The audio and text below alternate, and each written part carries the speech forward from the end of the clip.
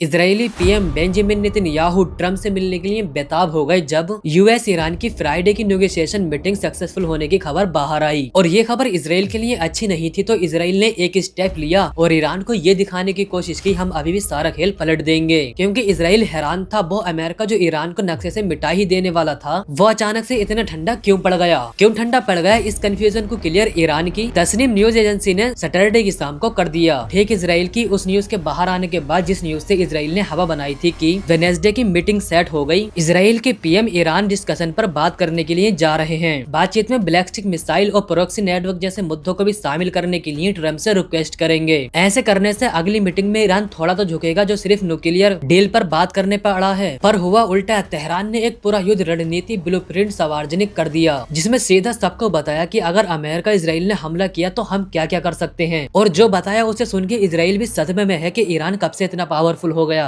आरआईजीसी से जुड़ी Tasnim news agency ने एक रिपोर्ट पब्लिश की जो इंटरनेशनल मीडिया में भयंकर फैल गई। उसमें बताया अगर अमेरिका ने ईरान पर सीधा हमला किया, चाहे वो न्यूक्लियर टारगेट हो या कोई मिलिट्री इंस्टॉलेशन, तो ईरान का जवाब एक ही जगह से सीमित नहीं रहेगा। रिपोर्ट्स के मुताबिक शुरुआती घंटे में वो मिडिल ईस्ट में मौजूद अमेरिकी सैन्य ठिकानों पर बैलिस्टिक मिसाइल और ड्रोन बरसाएगा। और वो सऊदी यूएई सबको कह चुका है कि वो सऊदी को नहीं, वो अमेरिकन बेस को अटैक जरूर करेगा। दूसरा, सिर्फ मिसाइल बोर नहीं, इस बार ईरान ने साइबर अटैक्स की भी प्लानिंग कर रखी है। लॉजिस्टिक नेटवर्क, कमांड और कंट्रोल सिस्टम और सहयोगी देशों की डिजिटल इंफ्रास्ट्रक्चर सबको टारगेट करेगा चाइना की टेक्नोलॉजी से। तीसरा, तस्नीम न्यूज एजेंसी के अकॉर्डिंग इब्राहिम लिंकन को डुबाने के लिए समुद्री मोर्चे पर आरआईजीसी की नौसेना छोटी तेज रफ्तार नावों के जरिए, जिनका नंबर बहुत बड़ा है, इसी स्वयं अटैक की स्ट्रेटेजी पर काम कर रही है। और सबसे strategic point straight of Hormuz, जिससे दुनिया का लगभग 20% ऑयल गुजरता है। जिस जगह पार्शियल डिसरप्शन भी हुआ तो ऑयल प्राइसेस तेजी से बढ़ जाएंगी और ग्लोबल इकोनॉमी पर डायरेक्ट इम्पैक्ट पड़ेगा। वहाँ बड़ी प्रॉब्लम क्रिएट करने का प्लान कर चुका है। ईरान की प्लानिंग सिर्फ ईरान तक लिमिटेड नहीं है, हिजबुल्ला, हौथी ग्रुप्स और इराकी सेना को अलग अलग फ्रंट पे एक्टिव कर चुका है। यानी अमेरिका को सिर्फ एक कंट्री नहीं, पूरे रीजन से डील करना पड़ेगा। अब एक बात समझना जरूरी है, ये कोई बोर डिक्लेरेशन नहीं है, ये एक पॉसिबल स्ट्रेटेजिक मॉडल है कि अगर अटैक हुआ तो रिस्पॉन्स किस तरह दिया जाएगा। और ये मॉडल अमेरिका अच्छी तरह समझ गया है, इसलिए ठंडा पड़ा है। पर इसराइल उसे बार बार पड़ी लकड़ी थमाने की कोशिश कर रहा है। और अगर अमेरिका ये पड़ी लकड़ी ले लेता है तो उसे missile attacks, drone operation, cyber warfare, maritime pressure, 3R global chain की ऐसी की तैसी करके दुनिया भर में बस देखना ये रह गया। इजरायली पीएम अब ट्रंप को क्या चाबी भरकर आता है और ट्रंप पर उसका क्या असर होता है, ऐसी जानकारी मैं इकट्ठा करता रहूंगा। बस तुम लाइक सब्सक्राइब कर लो।